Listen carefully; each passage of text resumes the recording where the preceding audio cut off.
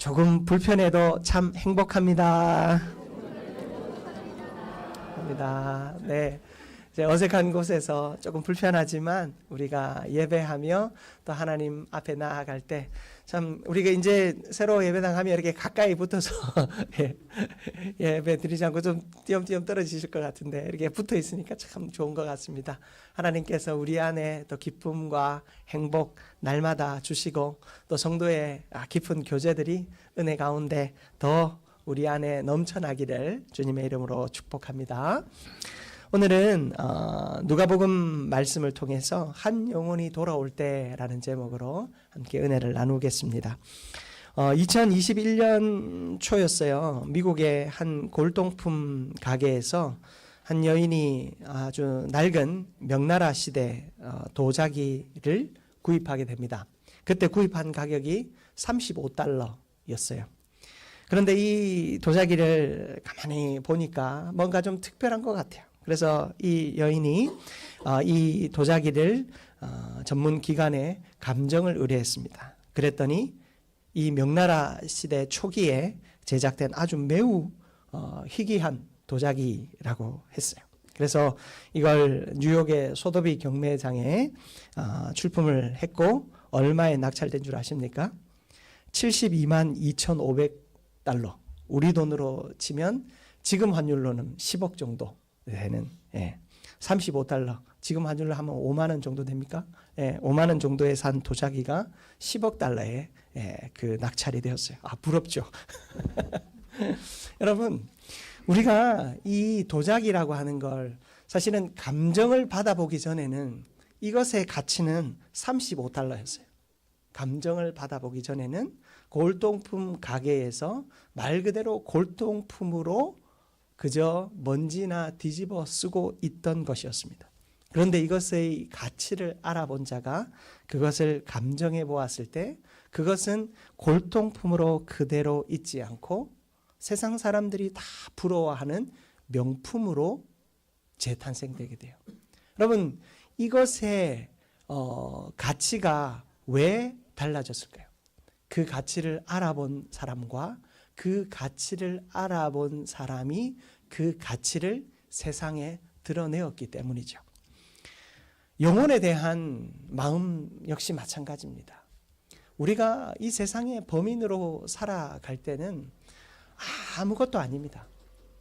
그저 이 시대에 태어나서 그 이 시대의 한 존재로 아무도 알아주지 않지만 그저 한 존재로 살다 떠나가는 사람일 뿐입니다. 그런데 우리의 존재를 알아봐 주시는 한 분이 계셨습니다.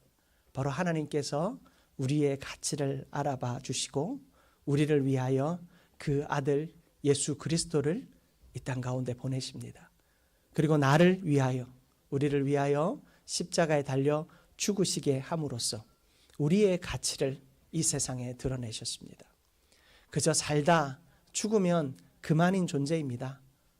우리 집에 먼지가 쌓여 있는데 훅 불어 털어버리면 날아가서 어디로 날아갔는지도 알 수 없는 그 먼지와도 같은 존재를 하나님께서는 이 세상에 가장 아름다운 곳에 세우시고 그 아들의 가치, 이로 말할 수 없고 돈으로 환산할 수 없는 최고의 가치와 맞바꾸심으로써 먼지와 같은 우리가 최고의 가치로 이 땅 가운데 서 있습니다. 그리고 최고의 가치를 가진 자에게만 허락되어진 하나님의 나라를 소유하게 되었습니다. 이 도자기와는 비교도 할 수 없는 최고의 반전이 우리의 삶에 일어나게 된 것입니다.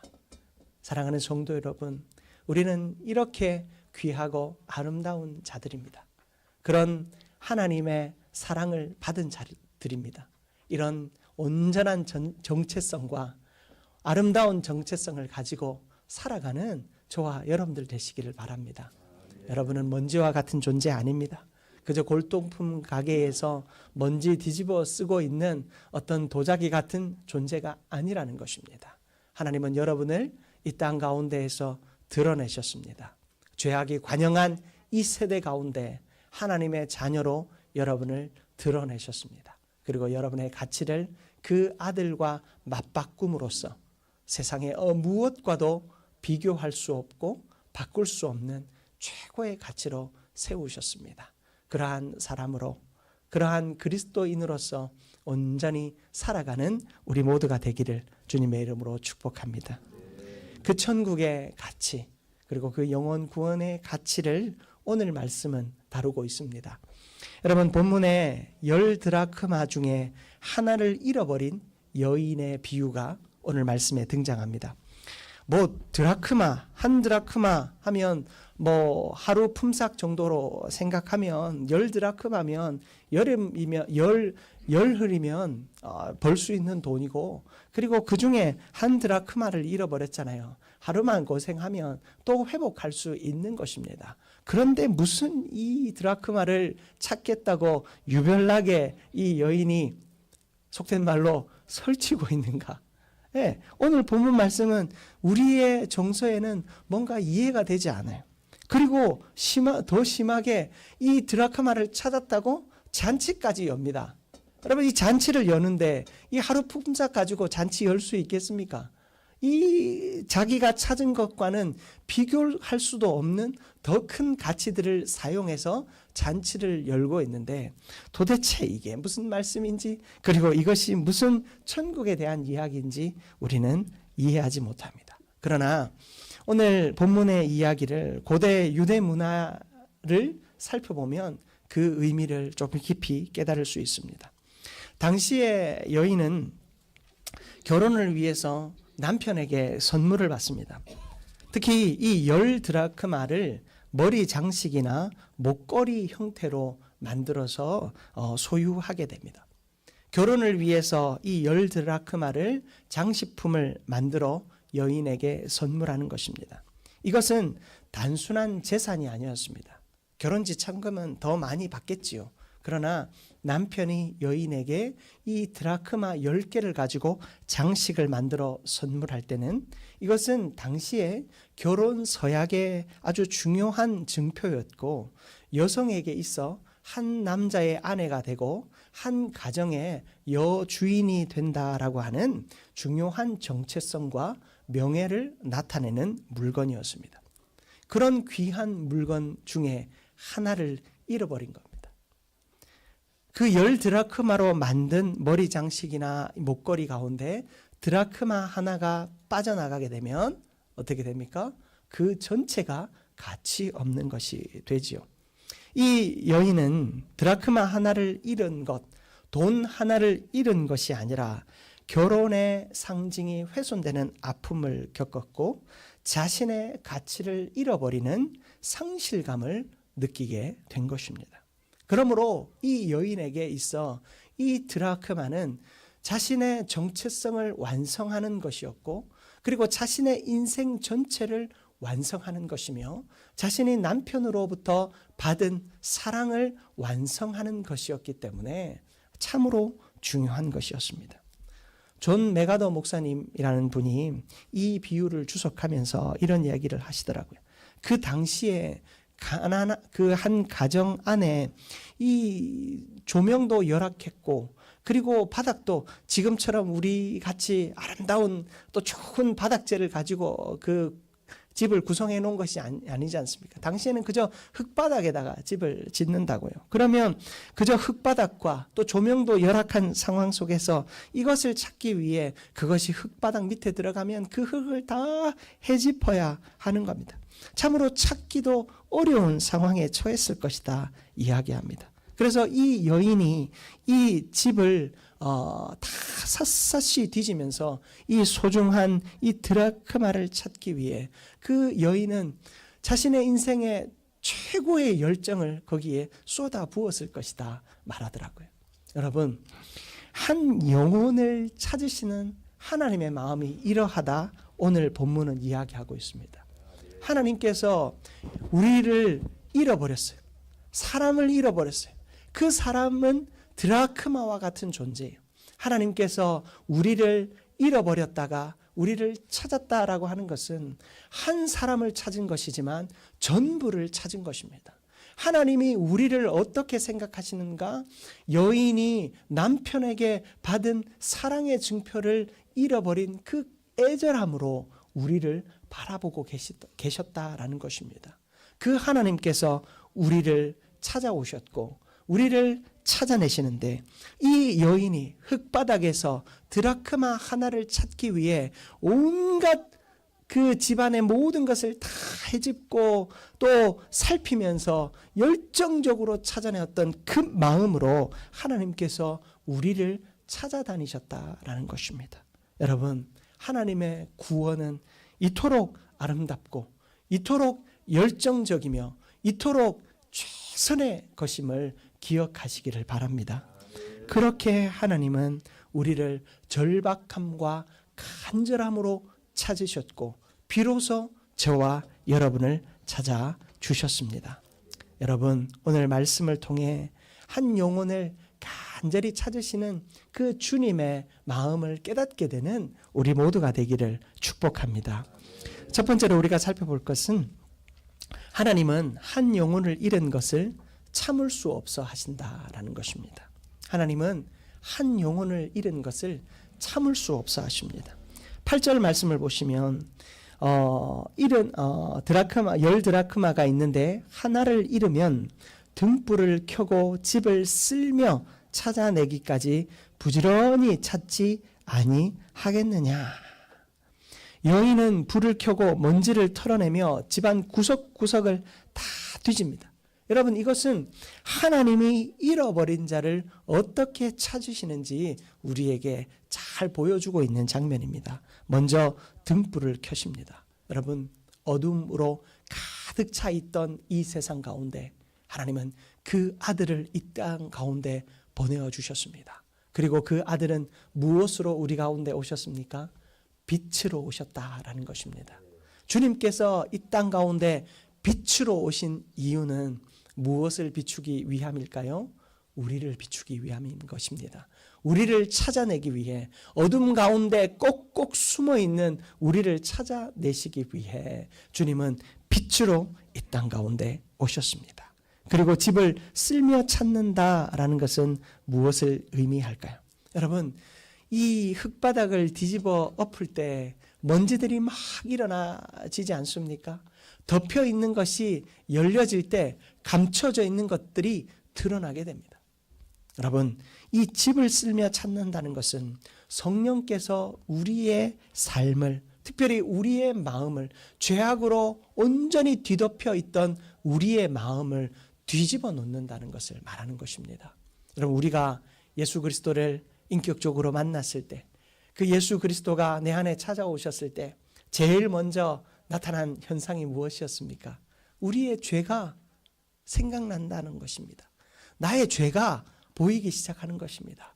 옛날에는 아무렇지도 않게 생각했던 것들이 자꾸만 죄로 여겨지는 것입니다. 나 자신을 돌아볼 때마다 옛날에는 내가 가장 존귀하고 아름다운 줄 알았는데, 내 죄악이 들여다 보여지면 보여질수록 내가 이 땅에서 가장 추악한 자, 바울의 고백처럼 죄인 중에 괴수처럼 느껴지는 그런 만남을 여러분 경험해 보지 않으셨습니까? 바로 집안을 쓸며 찾는다라고 하는 것은 성령께서 나에게 찾아오셔서 내 마음을 헤집어 놓으셔서 나의 죄악이 드러나고 그 죄악을 회개하지 않고는 도무지 견딜 수 없는 상황이 나에게 찾아왔다라는 것을 말하는 것입니다. 그리고 이 여인은 8절에 보니까 찾을 때까지 부지런히 찾았다라고 이야기하고 있습니다. 여러분, 찾을 때까지 부지런히 찾았다라는 것은 하나님은 우리를 향하여 포기하지 않는 분이시다라는 것을 가르쳐주고 있는 것입니다. 여러분, 하나님은 포기하지 않습니다. 그 아들을 보내주셔서 밝히 비추어 주시고, 그리고 성령을 보내어 주셔서 우리의 죄악들을 낱낱이 드러나게 하시어 회개하게 하십니다. 그리고 하나님은 그런 우리를 포기하지 않으시고 끝까지 찾으신다 말씀하고 계십니다. 사랑하는 성도 여러분, 하나님은 그렇게 우리를 찾아오셨습니다. 그렇게 우리를 변화시켜 주셨습니다. 디모데전서 2장 4절 말씀입니다. 우리 화면을 보면서 같이 한번 합독하겠습니다. 하나님은 모든 사람이 구원을 받으며 진리를 아는 데에 이르기를 원하시느니라. 아멘. 여러분, 하나님은 모든 사람이 구원받으며 진리를 아는 데에 이르기를 원하신대요. 하나님을 알고 하나님을 깊이 만나고 하나님과 살아가며 하나님의 은혜를 날마다 경험하기를 원하신대요. 사랑하는 성도 여러분, 하나님은요, 누구는 구원하고 누구는 구원하지 않는다. 여러분, 그것은 교만한 마음이에요. 하나님은 모든 사람을 구원하기를 원하십니다. 여러분, 그러므로 우리가 그런 마음 가져서는 안 돼요. 저 사람은 아무래도 천국 가긴 글렀어. 여러분, 하나님은 어떤 사람이든 구원하실 수 있는 분이신 줄 믿습니다. 그러므로 우리는 그 하나님이 행하시는 일들을 온전히 바라보며 또 그 일에 온전히 쓰임 받아야 할 것입니다. 여러분, 이것은 전도자의 마음이어야 합니다. 잃어버린 한 영혼을 놓고 등불을 켜듯 그들에게 말씀의 빛이 들어가도록 기도해야 돼요. 여러분, 태신자의 이름을 여러분들이 지난주에 적어서 내셨고 또 오늘도 내시겠지만, 여러분, 그 이름을 먼저 기록하여 부르는 것, 거기서부터 시작되는 거예요. 그 이름을 내가 마음에만 두지 않고 그 이름을 써보는 거예요. 이 사람은 올 수 있을까 없을까? 여러분, 그거 계산하고 영혼 구원하지 않아요. 여러분, 그거 계산하고 이름 쓰지 않습니다. 이 사람은 멀리 사니까 올 수 없을 것 같아. 여러분, 여러분들이 위하여 기도할 때 그 지역에 누군가가 그 사람을 교회로 인도해 갈 수 있는 거예요. 여러분, 이 사람은 내가 몇 번이나 초청했는데 거절했어. 이제 거절 당하는 것도 질려. 여러분, 그런 마음이 드십니까? 여러분, 100번을 거절해도 101번 이름을 적을 줄 알아야 하는 거예요. 왜냐하면 하나님이 어떻게 일하실지 우리는 알 수 없기 때문입니다. 하나님의 때를 우리가 알 수 없다면 바로 오늘이 하나님의 때가 되어질 수 있도록 우리는 그 이름을 쓰고 그 이름을 예수 그리스도의 빛 앞으로 가지고 나와야 하는 것입니다. 그리고 먼지를 털듯 기도의 눈물로 그들을 위하여 기도해야 하는 것입니다. 하나님이 죄로 완전히 뒤덮여 있던 나를 갈아엎어 기경하여 주신 것처럼 하나님께서 그 영혼의 그 더러운 죄악들도 하나님께서 다 갈아엎어 주시도록 그 영혼 위하여 우리는 기도해야 하는 것입니다. 그리고 그 영혼이 돌아올 때까지 우리는 끈질기게 초청해야 할 줄 믿습니다. 한두 번 초청해보고 그만두면 안 돼요. 여러분, 거절하는 마음 느껴지잖아요. 다음에 오겠다라고 하지만 그것이 거절이라는 거 우리는 너무나도 잘 알잖아요. 그러면 내가 먼저 포기하는 것 아닙니다. 하나님이 포기하시지 않았다면 우리는 결코 포기해서는 안 되는 것입니다. 우리 교회에도 그런 분들 계시더라고요. 모두가 포기할 때까지 기다렸는데 포기하지 않아 어쩔 수 없이 나온 교회에서 구원받고 그 가정이 하나님의 사람 된 가정들도 있더라고요. 여러분, 우리 안에 하나님 포기하지 않으면 우리는 결코 포기해서는 안 되는 줄 믿습니다. 여러분, 그 이름을 작정하고 위에서 끝까지 기도하십시오. 여러분, 잘 아시는 어거스틴의 어머니, 바로 그 모니카는 30년 동안 눈물로 아들을 위해 기도했어요.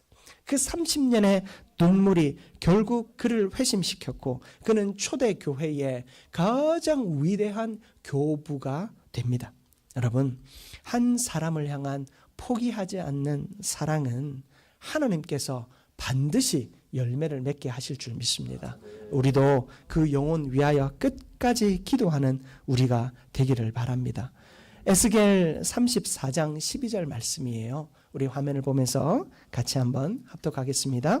목자가 양 가운데에 있는 날에 양이 흩어졌으면 그 때를 찾는 것 같이 내가 내 양을 찾아서 흐리고 캄캄한 날에 그 흩어진 모든 곳에서 그것들을 건져낼지라. 아멘. 하나님께서 흩어진 이 이스라엘 백성들 각자의 소견에 오른 대로 자기가 좋아하는 신의 형상을 따라 다 흩어진 그들을 향해 하나님께서 말씀하십니다. 내 사랑하는 양들이 흩어졌으면 내가 그것을 찾기 위해서 밤낮을 가리지 않고 나서겠다.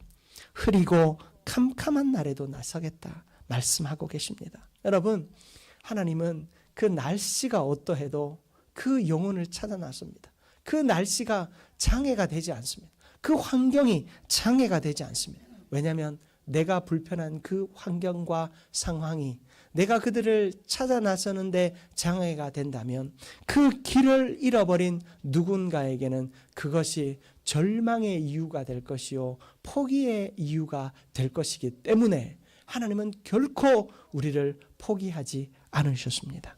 마찬가지로 우리도 하나님의 그 마음을 따라 상황과 형편에 구애받지 말고 끝까지 붙들고 기도하며 그들을 위하여 끝까지 초청할 수 있는 우리 모두가 되기를 주님의 이름으로 축복합니다. 두 번째로 우리가 살펴볼 것은 영혼이 돌아올 때 하늘의 기쁨이 터지게 된다는 거예요. 하늘의 기쁨이 폭발하게 된다는 것입니다. 9절 말씀을 보십시오. 또 찾아낸즉 벗과 이웃을 불러 모으고 말하되 나와 함께 즐기자. 이는 드라크마를 찾아내었노라 하리라. 여러분, 이 드라크마를 찾은 여인의 기쁨은 얼마나 행복한지 몰라요. 여러분, 그 드라크마 하나 그냥 내가 어떻게 잘 해가지고 끼워 넣을 수도 있잖아요.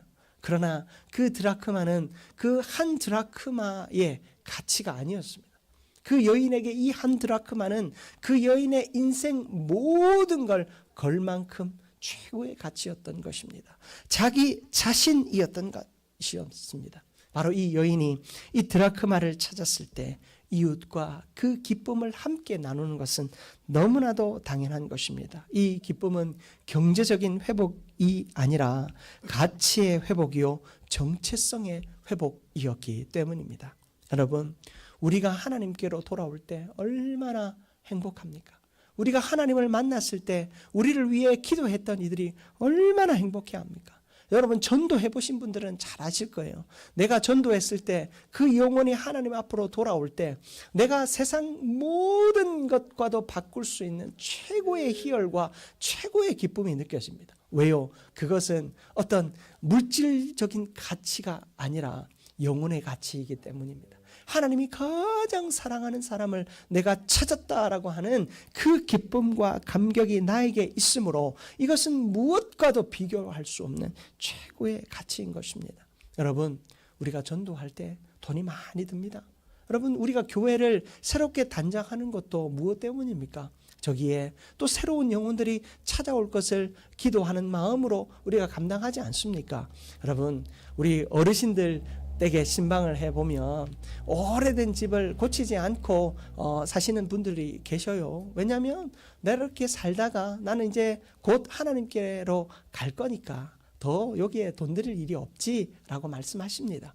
여러분, 그러나 새로운 사람들을 위해서 집은 끊임없이 고쳐져야 하듯 우리가 하나님의 전 역시도 마찬가지죠. 새로운 영혼들이 하나님을 기뻐하고 예배하고 또 새로운 문화와 환경 속에 있는 이들이 그 새로운 문화와 환경들을 더 기쁨으로 이 예배 가운데 하나님의 은혜 가운데 또 누리며 그곳에서 분별해 나아갈 수 있도록 우리는 많은 것들을 새롭게 합니다. 건물을 새롭게 할 때는 많은 돈이 들고 또 전도 축제를 하다 보면 또 많은 돈이 들기도 합니다. 그렇게 많은 돈을 들이는 것이 가한가? 선교지에 나아갈 때도 우리가 많은 돈을 드립니다.